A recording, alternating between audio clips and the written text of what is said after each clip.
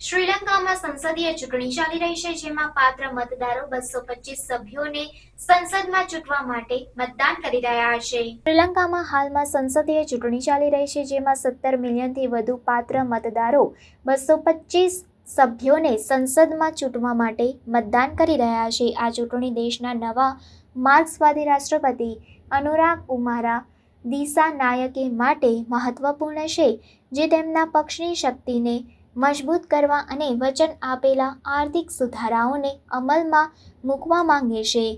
તારીખ 14 નવેમ્બર 2024ના રોજ ચૂંટણી થઈ રહી છે.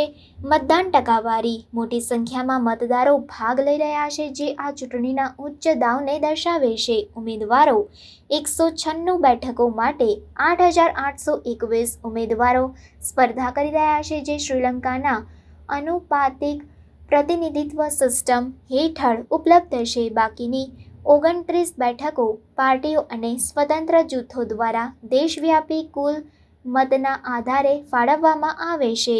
મુખ્ય પાર્ટીઓ: રાષ્ટ્રપતિ દિસાનાયકેના નેતૃત્વ હેઠળની national people's power NPP party Sajith પ્રેમદાસાના નેતૃત્વ હેઠળની યુનાઇટેડ પીપલ્સ પાવર પાર્ટી સામે સ્પર્ધા કરી રહી છે.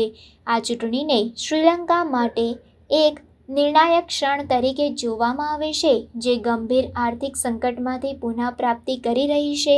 પરિણામ દેશની રાજકીય સ્થિરતા અને આર્થિક પુનઃપ્રાપ્તિ અને વૃદ્ધિને સુરક્ષિત કરવાની ક્ષમતા નક્કી કરશે.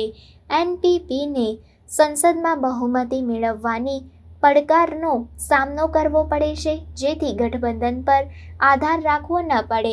પાર્ટીને સંસદ પર નિયંત્રણ મેળવવા માટે રાષ્ટ્રપતિ ચૂંટણીમાં પ્રાપ્ત 42% મતમાંથી તેના મતના હિસ્સામાં નોંધપાત્ર વધારો કરવાની જરૂર છે.